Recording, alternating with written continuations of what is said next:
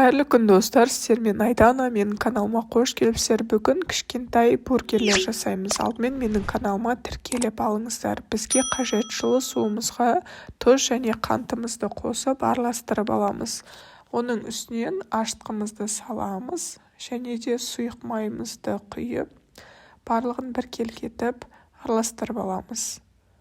Оның үстінен електен өткізілген ұнымызды аз-аздан қосып, қамыр елеп бастаймыз.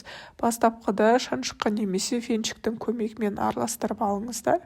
Кішкене қою болғаннан кейін қолымыздың көмегімен қамырымызды илейміз. Жалпы бұл қамырды пицца, пиде және осындай булочкаларға қолдансаңыздар өте әдемі шығады, себебі бұл өте жұмсақ болып шығатын қамыр.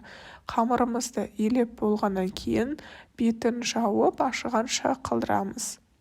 Ол аралықта біз етімізді қуырып аламыз. Қызып тұрған майымызға ұзынша етіп туралған еттерімізді салып қуырамыз. Дәміне қарай тұз және қара бұршымызды салып, азырақ су құйып, баяу отта 40 минуттай бұқтыратын боламыз. Қамырымыз ашып дайын болды. Енді ыдысымыздан босатып, қамырымызды суала жасаймыз.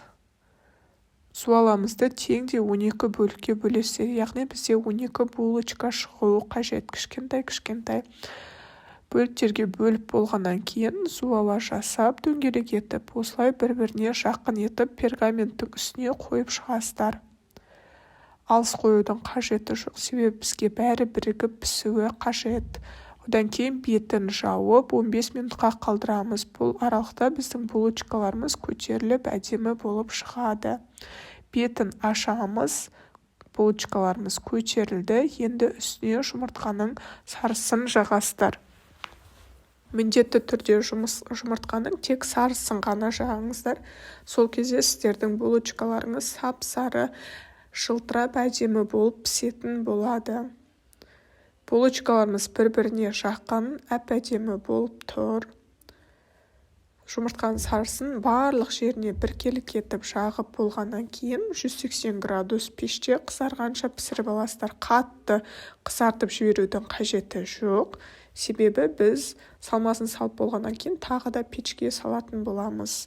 Үстіне қалауларыңызға қарай күнжіт немесе мак сепсеңіздер болады. Мен күнжіттің 2 түрін пайдаландым. Ақ және қара күнжітті бетіне сеуіп алдым. Енді бұны 180 градуста пісіреміз. Ол аралықта мен ірімшігімізді үккіштен өткізіп алдым.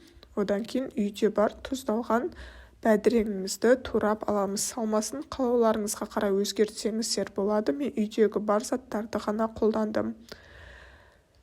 Бәдірегімізді турап алдық. Ол аралықта біздің булочкаларымыз әп-әдемі болып пісіп шықты. Қараңыздар, қып-қызыл болып шықты. Енді міне өте жұмсақ болып шықты. Енді бұның шетін ортасынан кесіп аламыз. Кесіп